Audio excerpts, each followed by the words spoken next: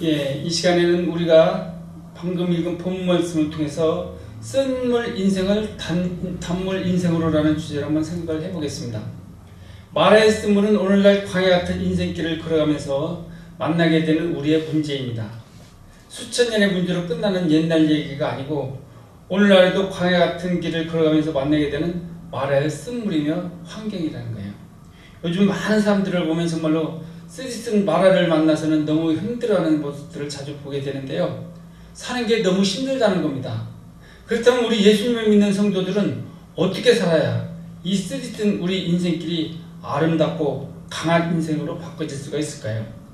우리의 쓰디쓴 인생을 무엇으로 달게 할 수가 있겠습니까? 어떤 방법으로 달게 변화시킬 수가 있겠습니까? 오늘 말씀 속에 쓰디쓴 우리 인생을 달게 할 수 있는 하나님의 방법이 있습니다. 먼저 첫 번째로는 우리가 쓴물을 만났을 때 원망하지 말아야 된다는 겁니다.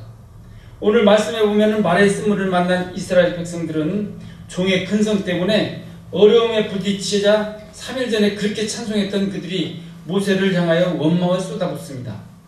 우리가 하나님을 믿는다고 모든 일이 다 잘되고 아주 좋은 일만 있는 것은 아닙니다. 그렇지만 우리 하나님은 우리가 감당할 수 없는 시험과 고난은 절대로 주시지 않는다고 했어요. 살다 보면 고난도 오고 힘든 일이 닥칠 때도 많이 있잖아요. 내가 왜 이 일을 해야 하나? 왜 이렇게 힘들게 살아야 하나? 하면서 실망하고 낙심이 될 때도 있을 것입니다. 그러나 우리를 도우시고 이끌어 주시는 하나님을 믿는 목적의식만 잘 가지고 있다면 하나님의 은혜가 시작될 줄로 믿습니다. 우리는 다시 일어날 수 있습니다. 어느 목사님의 간증인데요. 이분이 목사가 되기 전에 저기 미국에서 사업을 하셨답니다. 근데 사업은 하는데 생각대로 안 되고 점점 어려워지면서 결국은 부도가 나고 말았다 그래요. 그래서 이제 더 이상은 살고 싶은 생각이 없어서는 죽을 마음으로 이제 차를 타고 가면서 기름이 다 떨어져서 차가 멈추는 곳에서 죽으려고 무작정 차를 몰고 나갔답니다. 드디어 기름이 다 없어지고 차가 멈춰서는데 미국 시골의 어느 한적한 마을 교회 앞에 십자가 밑에서 차가 탁 멈춰 서더랍니다. 그래서 이분이 십자가를 바라보면서 눈물을 하염없이 쏟으면서 엉엉 소리내어 한참을 울었는데요. 이것도 하나님의 뜻이다고 생각하고는 마음을 다져먹고 신학 공부를 하기 시작을 해서는 지금 목사님이 되어서는 목회를 잘하고 계시다고 합니다. 하나님께서는 지금 이 순간 우리의 길이 막히고 모든 것이 엉망인 것처럼 느껴질 때에도 또 우리의 삶 속에 찾아온 고난과 어려움 속에서도 주님은 우리의 손을 놓지 않으시고 그 고난을 통해서 우리를 새롭게 빚으시고 또 축복의 길로 인도하시는 주님의 선하심과 계획하심이 다 있다는 사실을 꼭 기억을 하시길 바랍니다. 고난 중에는 두 종류가 있는 것 같습니다. 그것은 이유를 알고 당하는 고난이 있고 하나는 이유도 모르고 당하는 고난이 있다고 해요. 이 둘 중에 어떤 고난이 더 고통스러울 거라고 생각하십니까? 아마도 이유를 모르고 당하는 고난이 더 고통스러울 것입니다. 고난당할 이유가 없는데 크게 죄를 진 적도 없는데 잘못한 것이 없는데 고난을 당하는 거예요. 특별히 우리 신앙인들은 고난을 당하면 하나님께 기도를 합니다. 하나님, 왜 나에게 이런 고난이 왔나요? 왜 내가 이런 고통을 당해야 하나요? 열심히 신앙생활을 했습니다. 오히려 더 열심히 봉사하고 충성했어요. 그러나 아무 이유 없이 고난이 찾아왔습니다. 그러면 어때요? 영적으로 시험에 드는 겁니다. 왜 내가 고난당해야 합니까? 이유가 뭡니까? 이렇게 이유를 모르고 당하는 고난이 훨씬 힘든 겁니다. 그런데 전도서 8장 14절을 보면은 정말로 기가 막힌 말씀이 있어요. 의인입니다. 근데 악인이 죄를 범했을 때처럼 벌을 받는 일이 있다는 거예요. 근데 악인이 죄를 범했을 때처럼 벌을 받는 일이 있다는데 정말 착하게 살았어요. 의롭게 살았어요. 그런데 악인 취급을 받아요. 나쁜 사람 취급을 받고 고난을 당합니다. 세상에서 의인이라는 욕도 까다없이 고난당한 걸 아실 것입니다. 이 얼마나 억울한 일입니까? 이 얼마나 답답한 일이에요. 근데 또 나쁜 사람인데 그 사람은 의인처럼 여겨진다는 겁니다. 그럴 때 우리의 마음은 정말로 험해지는 걸 알 수가 있을 것입니다. 아무리 열심히 일을 하면 뭐에 되지도 않는 걸 그런 생각이 들 수가 있다는 겁니다. 근데 여기 17절을 보니까 해 아래에서 일어나는 일들을 인간들이 다 이해할 수가 없다는 말씀이 있습니다. 의인이 축복을 받아야 되잖아요. 근데 악인이 축복을 받는다면 이겁니다. 또 의인이 악인 취급을 받는다는 거예요. 나쁜 사람 취급을 받고 모함을 받아요. 열심히 일을 했는데도 소득은 없어요. 근데 저 사람은 정말 악질이에요. 나쁜 사람이에요. 아주 혼이 나야 돼요. 근데도 아주 잘 삽니다. 사람들이 박수를 칩니다. 도대체 하나님이 계시다면 왜 이런 불합리한 일들이 우리 인생 가운데 일어나는 것입니까? 그것을 알아보려고 아무리 우리 인간들이 지혜를 써봐도 알 수가 없다는 겁니다. 근데 여기 놀라운 말씀이 있습니다. 우리 애가 이해하지 못할 이런 일들조차도 바로 하나님의 행사라는 거예요. 하나님이 안 보시는 것 같지만 그런 모든 일에 하나님이 간섭하시고 또 하나님이 다 알고 계시고 하나님이 다 통치하고 계신다는 거예요. 이 얼마나 놀라운 일입니까? 우리가 살아가는 이 세상에서는 우리가 좋아하든지 싫어하든지 고난을 피할 수는 없을 것입니다. 믿음으로 살아가면 더더욱 수고와 고통과 아픔이 올 수도 있을 것입니다. 근데 우리가 주님을 믿는다는 것은 편안할 때만 받는 은혜만 있는 것이 아니라 고난 중에 받는 은혜가 더 크다는 겁니다. 고난은 우리 성도들에게는 중요한 하나님의 은혜의 통로이기 때문에 그런데요. 그것은 고난을 통해 얻게 되는 주님의 은혜라는 겁니다.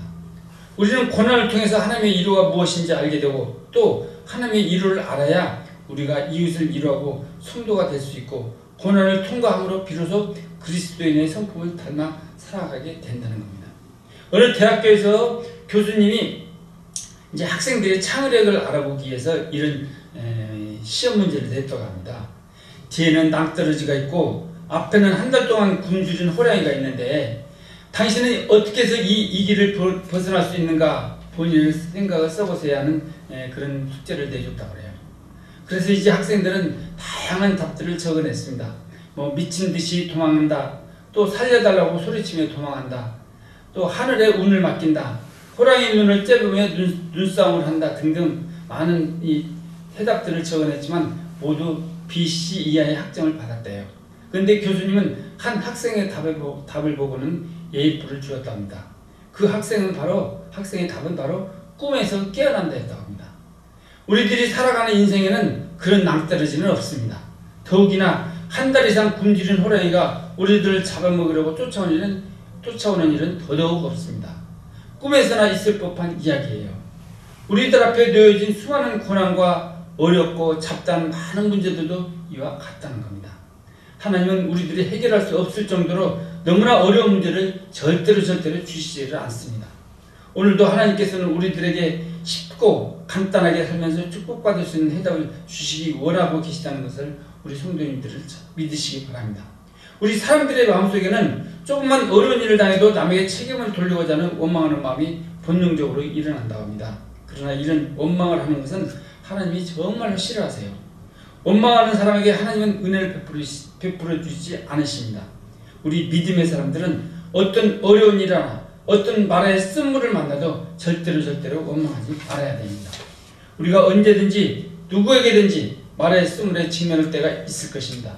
그럴 때마다 우리는 원망하지 말고 말아야 하는데요. 복음성가 중에 이런 가사가 있습니다. 왜 나만 겪는 고난이냐고 불평하지 마세요. 고난의 뒤편에 있는 주님이 주실 축복 미리 보면서 감사하세요.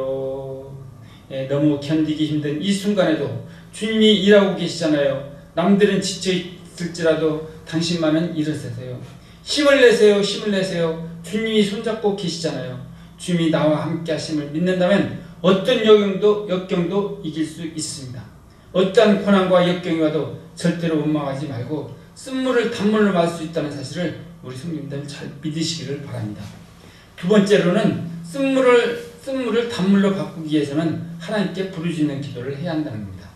모세처럼 하나님께 부르짖어 기도해야 합니다.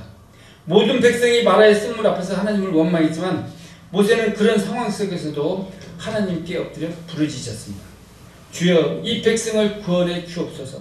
모세는 하나님의 살아계심을 믿기 때문에 원망하지 않고 부르는 기도를 했던 것입니다. 하나님께서는 그렇게 믿음으로 부르짖는 모세의 기도를 들으시고 마라의 쓴물을 단물로 바꿔주신 것을 믿으시기 바랍니다. 여러분들도 부르짖는 성도들이 다 되시길 바랍니다. 한나를 보세요. 결혼을 해서 사는데 둘째 부인이 들어와서 아기를 낳습니다. 그 아기를 안고 한나 앞에서 자랑을 합니다. 아기를 가지지 못한 한나의 마음은 얼마나 속상했겠습니까? 그런데 중요한 것은 한나는 하나님은 믿었지만 처음에는 하나님께 부르짖지를 않았어요. 그러니 더 쓰게도 남편만 쳐다봐도 인상을 찡그리고 짜증을 부리고 부인나만 보면 성질을 부려서는 가정을 지옥으로 만들었습니다. 내 마음에 쓴 마음이 해소되지 못하면 남까지 쓰게 만듭니다.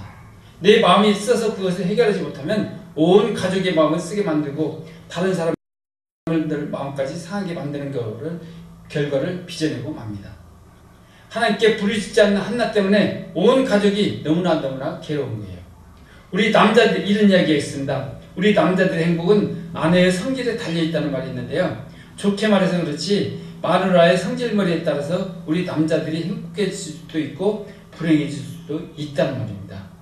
한나는 어느 날 마음속에 나도 하나님께 부르짖어야지, 나도 하나님께 기도해야지라는 것을 깨닫게 됐습니다. 내가 이번에 하나님께 부르짖어서 내 인생의 쓴물을 달게 만들겠다. 하나님이 살아계시면 내가 믿는다. 그래서 그때부터 올라가서 금식하며 성전에 들어가 하나님께 부르짖게 되었습니다. 그럴 때 하나님께서는 한나의 기도를 들어주셨습니다. 이 얼마나 놀라운 축복입니까?